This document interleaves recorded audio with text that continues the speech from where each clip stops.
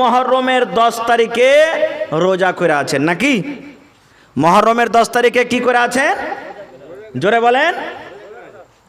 এবার রাসূল জিজ্ঞাসা করলেন যে হ্যাঁ গো, তোমরা কি করে আছো, কেমন রোজা রেখে আছো? তো আল্লাহ রাসূল সাল্লাল্লাহু আলাইহি সাল্লাম দেখলেন তারাকে রোজার হালাতে। এবার আপনারাকে একটা কথা বলি, আজ থেকে 1400 বছর 1450 বছর কার আগে কার আপনারাকে কথা বলছি, সহিহ হাদিস। রাসূল কি মদিনার লোকেরাকে লাঠি খেলতে দেখেছিলেন? হানা বলেন একটু, রাসূল কি মদিনার লোকেরাকে লাঠি খেলতে দেখতে বলেছিলেন? ওরা কি ঢোল বাজাচ্ছিল? আর একটা যে ঢোলের সাথে সাথে একটু বাঁশি বাজে, যেটা কি বলে? হারমোন কেসিয়ার না কি বলে? তারা কি বাঁশি বাজাতে দেখেছিলেন আল্লাহ রাসূল? রোজা রাখতে দেখেছিলেন আল্লাহ রাসূল। আর রোজা রাখতে দেখে রাসূল জিজ্ঞাসা করলেন তোমরা কেমন রোজা করেছো? তাহলে ভাই বোঝা গেল এই হাদিস থেকে যে ইহুদিরাও ওই যুগে ওই জামানাতে রোজা রাখতো, তারা লাঠি ঢোল খেলতো না খো। কিন্তু হায়রে আফসোস, হায়রে আমরা মুসলমান নিজকে আহলে হাদিস বলে দাবি করছি, আর আমরা মুসলমানের ঘরে ঘরে দেখেন লাঠি খেলছি। আজকে আমরা গ্রামে গ্রামে ঢোল বাজাচ্ছি আর বলছি যে আমরা আহলে হাদিস। আরো কি ভুল করছি জানেন? চাঁদের 9 তারিখ 10 তারিখে আল্লাহ রাসূল বলেছেন তোমাকে রোজা রাখতে হবে, রোজা রাখো। রোজা রেখে কি লাভ আছে? আল্লাহ রাসূল বলেছেন এরে আমার উম্মত, দুটা তুমি যদি রোজা রাখো, মুহররমের তুমি যদি দুটা রোজা রাখো রে উম্মত, আল্লাহ রাব্বুল আলামিন দুটা রোজা রাখার কারণে তোমার পিছনের 1 বছরকার জীবনের যত সাগিরা গুনাহ আছে, ছোট ছোট গুনাহ আছে, এই দুটা রোজা রাখার কারণে রব্বুল আলামিন তোমার জীবনের 1 বছরকার সমস্ত সাগিরা গুনাহকে আল্লাহ তোমার মাফ করে দিবেন, ক্ষমা করে দিবেন। এত ফজিলত যে তুমি যদি দুটা রোজা রাখো, রোজা রাখার কারণে রব্বুল আলামিন তোমার 1 বছরকার পিছনের সাগিরা যত ছোট ছোট গুনাহ আছে সমস্ত গুনাহকে আল্লাহ মাফ করে দিবেন। কিন্তু হায়রে আল্লাহ, হায়রে আফসোসের কথা, আজকে আমরা মুসলমান রোজা রাখবো না। আজকে আমরা চাঁদের 8 তারিখে লাঠি খেলবো, চাঁদের 9 তারিখে লাঠি খেলবো, চাঁদের 10 তারিখে লাঠি খেলবো। আল্লাহর নবী বলেছেন উম্মত রে, বছরের মধ্যে 3-10 এমন আছে যা আল্লাহ রাব্বুল আলামিনের কাছে বেশি প্রিয়, ভালোবাসা। 3-10-এর মধ্যে কি? একটা হলো জিলহিজ্জা মাসের প্রথম 10 দিন, চাঁদের 1 তারিখ থেকে নিয়ে চাঁদের 10 তারিখ পর্যন্ত আল্লাহ রাব্বুল আলামিনের কাছে বেশি প্রিয়, ভালোবাসা। দ্বিতীয় 10 দিন হলো কোথায়? শাবে কাদার, যেই দিকে আসি, মানে 20টা রোজা পার যখন হয়ে গেল, 21 তারিখ থেকে নিয়ে 23 রোজা পর্যন্ত এই যে 10টা রোজা শেষের 10টা রোজা আল্লাহ রাব্বুল আলামিনের কাছে বেশি পিয়ারা। 3 নম্বরে নবী বলেছেন উম্মত রে, এই মুহররমের চাঁদের যে 1 তারিখ থেকে নিয়ে 10 তারিখ পর্যন্ত এই 10টা দিন যে আছে আল্লাহ রাব্বুল আলামিনের কাছে পিয়ারা। তুমি এই দিনে বেশি দান করো, এই দিনে তুমি সাদকা করো, এই দিনে তুমি তাসবিহ তাহলিল করো, এই দিনে বেশি বেশি করে জিকির আজকার করো, এই দিনে বেশি বেশি করে তুমি তওবা ইস্তিগফার করো, এই দিনে তুমি বেশি বেশি করে আল্লাহ রাব্বুল আলামিনের কাছে কান্দ চাও। আল্লাহ রাব্বুল আলামিনের কাছে এই 10টা দিন তোমার জন্য বেশি পিয়ারা, ভালোবাসা।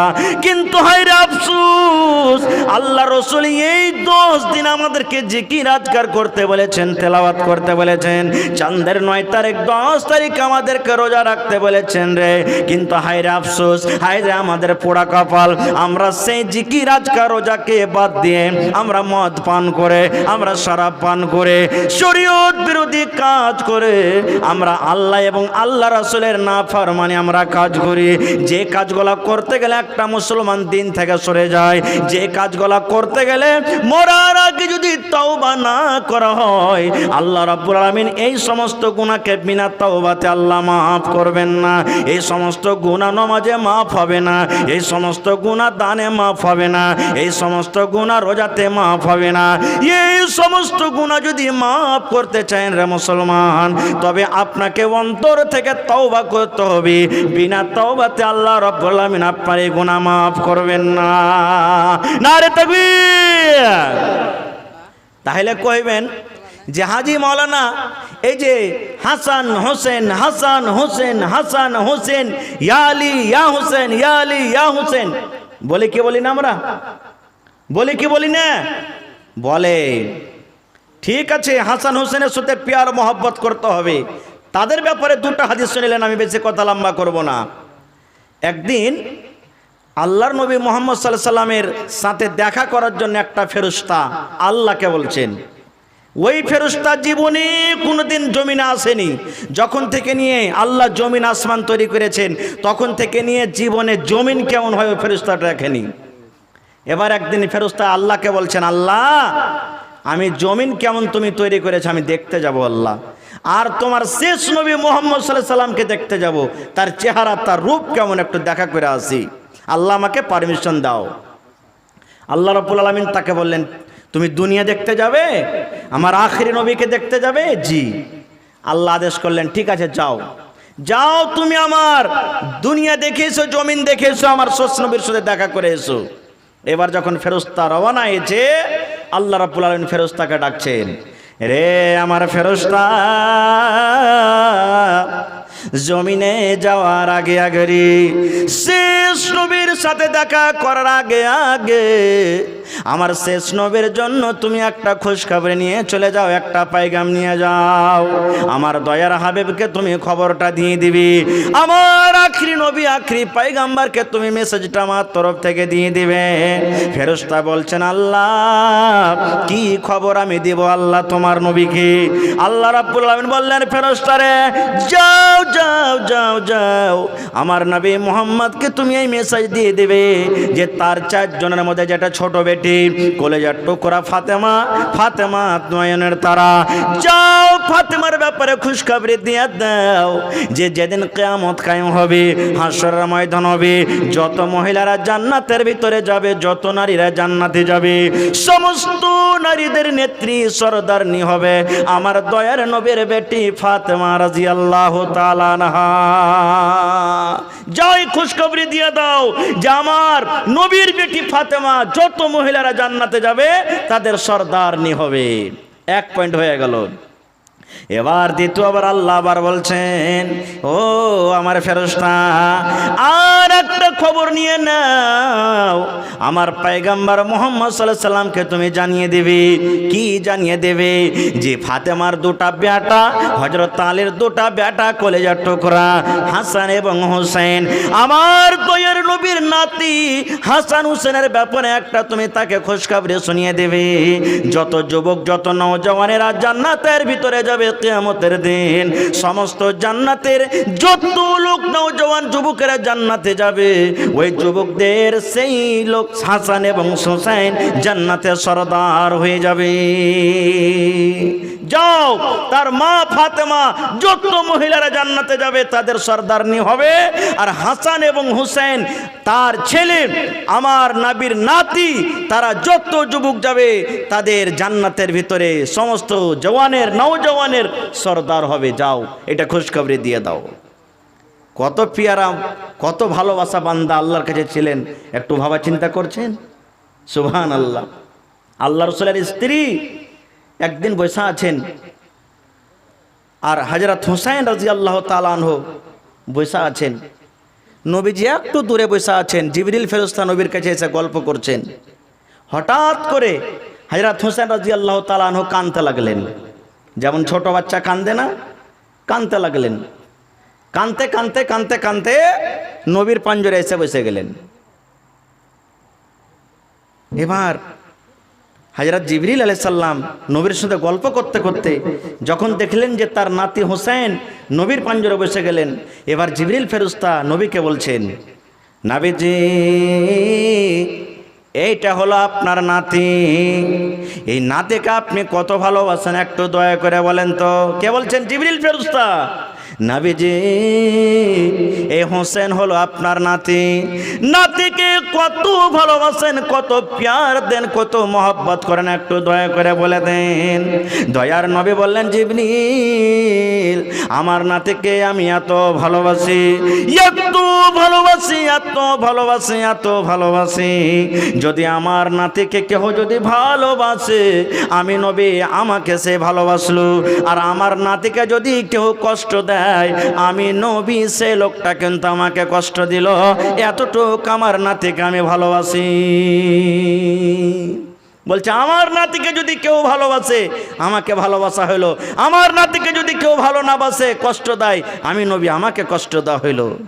যখন কথাটা বললাম, ওরে সুবহানাল্লাহ, হযরত জিবরিল আলাইহিস সালাম তখন নবীকে বলছেন, ইয়া রাসূলুল্লাহ, ইয়া হাবিবাল্লাহ, যে নাতিকে আপনি এত আদর দেন, যে নাতিকে আপনি এত ভালোবাসেন, যে নাতের সাথে এত প্যার মহব্বত করেন, একদিন এমন টাইম আসবে নবী গো, আপনার দুনিয়া থেকে যাওয়ার পর যখন আপনি দুনিয়া থেকে চলে যাবেন, এমন একটা টাইম আসবে, এমন একটা সময় আসবে, আপনার এই নয়নের তারা নাতিকে, কলেজার টুকরা নাতিকে, আপনার এই উম্মতের মধ্যে কিছু লোক হবে যে তাকে শহীদ করে দেবে, তাকে মার্ডার করে দেবে।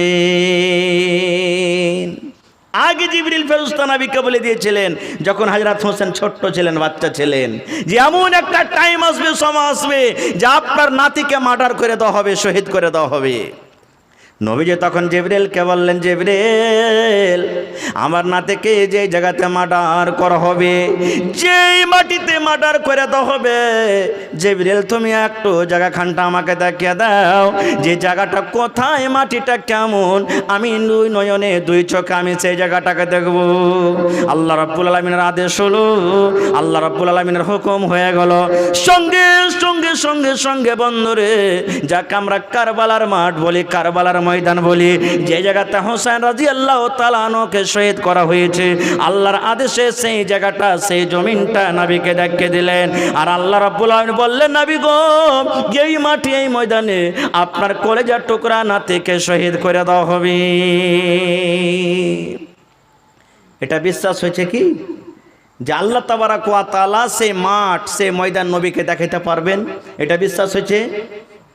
হয়েছে না হয় না? এর একটা উদাহরণ আপনাকে দিই। যেমন আজকে আপনার ছেলে কেরল চলে গেছে, দিল্লি চলে গেছে, পাটনা গেছে, বোম্বাই গেছে। এক টাইম, এক সময় ছিল যে মোবাইলে গল্প হইতো, আর এখন আল্লাহর রহমতে এত মানুষকে জ্ঞান বুদ্ধি দিয়েছে যে বাড়িতে থেকে থেকে আপনি আপনার ছেলে দিল্লিতে কি খাইছে, কোন জায়গাতে শুইতা আছে, কোন বিছানাখানে শুইতা আছে, মুখখানটা কেমন হয়ে আছে, কোন কাপড় গায়ে দিয়ে আছে, সব একবারে টক টক টক টক করে একবারে ঝকঝক করে দেখতে পেয়েছেন। পান কি পান না? জোরে বলেন, পান কি পান না? জি। তো মানুষ যদি জ্ঞান বুদ্ধিতে যদি এতখানি করতে পারে, তো যে আল্লাহ এতখানি মানুষকে ক্ষমতা দিয়েছে করার, সে আল্লাহ দেখাইতে পারবে না? জোরে বলেন, দেখাইতে পারবে না? পারবে। আর একটা ঘটনা শুনেন, লম্বা কথা আছে, আমি ওদিকে যাব না। আল্লাহ রাব্বুল আলামিনের আদেশে নবীজি যখন 7 তবক আসমান, জান্নাত জাহান্নাম সব কিছু ঘুরে একই রাতে আবার মক্কাতে চলে এসেছেন। সকালবেলা হয়েছে, আবু জাহাল হাঁটতে হাঁটতে হাঁটতে নবীর বাড়ি চলে গেছেন। যাওয়ার পর বলছেন, ভাতিজা, আজকে কি নতুন কোনো কথা তুমি শুনাইবে না? আজ তোমার কাছে জিন ভূত আসেনি? রাসূল বলছেন, চাচা গো, নতুন তো ঘটনা ঘটেছে। বলছে কি?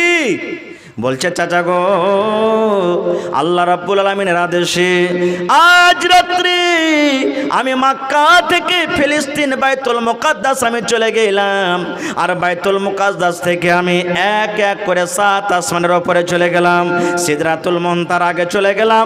আল্লাহর আদেশ হলো, আমি জান্নাত দেখলাম, জাহান্নাম দেখলাম, সব কিছু দেখা পর চাচা গো, আল্লাহ রাব্বুল আলামিনের আদেশে আবার আমি মক্কাতে একই রাতে ঘুরে এলাম।